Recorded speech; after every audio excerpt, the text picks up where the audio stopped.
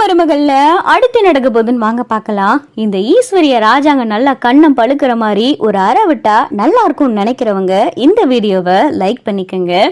Eswari master plan போட்டு எல்லாத்தையும் சரியா பண்ணிடுது.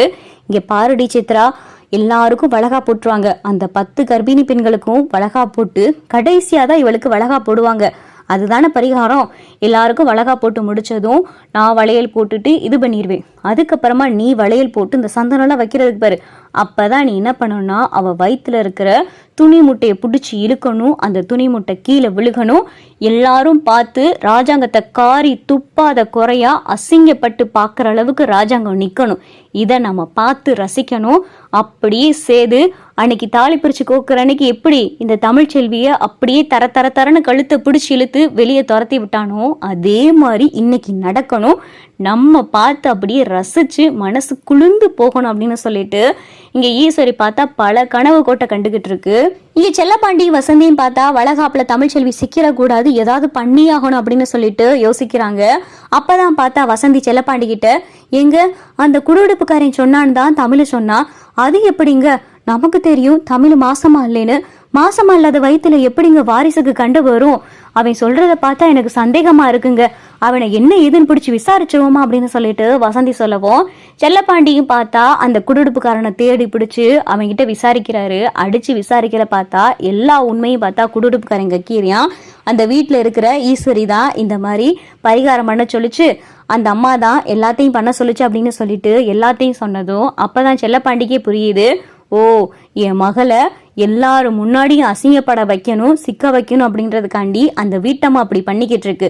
யோ, இத என் மருமையை முன்னாடி வந்து சொல்லுவியா அப்படின்னு சொல்லிட்டு செல்லப்பாண்டி பார்த்தா அந்த குடுகுடுப்புக்காரனை தரன்னு இழுத்துட்டு போய் சேதுக்கிட்ட எல்லா உண்மையும் சொல்றாரு. மருமையனே, இந்த நிக்கிறியான் பாத்தீங்களா, இவன் தான் உங்க வீட்டுல வந்து குறி சொன்னவே. என்ன சொன்னியா? வயிற்றுல வளர வாரிசுக்கு கண்டு இருக்குன்னு சொன்னியால, இவன் தான் சொன்னான். அத இவனா சொல்லல, இவனுக்கு ஜக்கம்மா வந்து சொல்லல.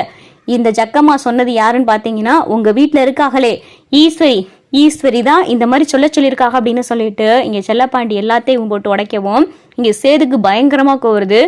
சொல்லுடா, உனைய ஈஸ்வரி சின்னம்மா தான் அப்படி சொன்னாங்களா அப்படின்னு சொல்லிட்டு சேது கேட்கவும், ஆமையா, அந்த வீட்டில் இருக்கிற ஈஸ்வரி அம்மா தான் இந்த மாதிரி வயிற்றுல வளர்ற வாரிசுக்கு கண்டு இருக்கு, 10 கர்ப்பிணி பெண்களுக்கு இந்த மாதிரி பரிகாரம் பண்ணணும் அப்படின்னு சொல்லி என்னைய சொல்ல சொன்னாங்க. அதனாலதான் நான் அன்னைக்கு வீட்டுக்கு வந்து அப்படி குறி சொன்னேன் அப்படின்னு சொல்லிட்டு கொடுடுப்புக்காரன் சொன்னதும் இங்க பார்த்தா சேதுக்கு பயங்கரமா வருது. ஏன் சின்னம்மா இப்படி எல்லாம் பண்ணிக்கிட்டு இருக்காங்க அப்படின்னு சொல்லிட்டு வீட்டுக்கு பார்த்தா விறுவிறுன்னு வராரு. இங்க பார்த்தா ஈஸ்வரியை பார்த்துட்டு சேது சின்னம்மா அப்படின்னு சொல்லிட்டு கூப்பிடவும், என்ன சேது, கொடுடுப்புக்காரன் இந்த வீட்டுக்கு நீங்க தான் குறி சொல்ல சொன்னீங்களா அப்படின்னு சொல்லிட்டு சேது கேட்கவும் இங்க ஈஸ்வரிக்கு பார்த்தா ஒண்ணுமே புரியல. என்ன சேது சொல்ற அப்படின்னு சொல்லிட்டு ஈஸ்வரி கேட்கவும், நடிக்காதே சின்னம்மா, எல்லா உண்மையும் தெரிஞ்சு போச்சு, குடுடுப்புக்காரன் எல்லா உண்மையும் சொல்லிட்டான். ஏன் சின்னம்மா, எதுக்கு இப்படி பரிகாரம் பண்ணணும் அப்படின்னு சொன்னீங்க? அது மட்டும் இல்லாம வயிற்றுல வளர வாரிசுக்கு கண்டு இருக்குன்னு வேற சொல்லியிருக்கீங்க. எதுக்கு சின்னம்மா இப்படி எல்லாம் சொல்லிக்கிட்டு இருக்கீங்க? இதனால என் மனசு எவ்வளவு பதறப்பட்டுச்சு தெரியுமா? எதுக்கு சின்னம்மா அப்படி சொல்லிக்கிட்டு இருக்கீங்க?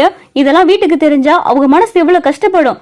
ஏன் சின்னம்மா அப்படி எல்லாம் பண்ணிக்கிட்டு இருக்கீங்க அப்படின்னு சொல்லிட்டு இங்க சேது படபடன்னு கேட்கவும், சேது சேது சேது என்ன சேது இவ்வளவு கோவப்பட்டு பேசிக்கிட்டு இருக்க? நான் சொன்னதுல ஒரு அர்த்தம் இருக்கு. நான் தான் சொன்னேன் அந்த குடுடுப்புக்காரன்ட்ட இந்த மாதிரி வந்து குறி சொல்லுடா, நான் தான் சொன்னேன். ஆனா நாளைக்கு உனக்கு ஒரு விஷயம் தெரியும். அப்பயே இந்த சின்னம்மா இப்படி சொல்ல சொன்னா அப்படின்னு உனக்கு தெரியும். நாளைக்கு உனக்கு ஒரு இன்ப அதிர்ச்சி காத்திருக்கு, பொறுத்திருந்து பாரு சேது அப்படின்னு சொல்லிட்டு இங்க ஈஸ்வரி சொல்லிக்கிட்டு இருக்கு.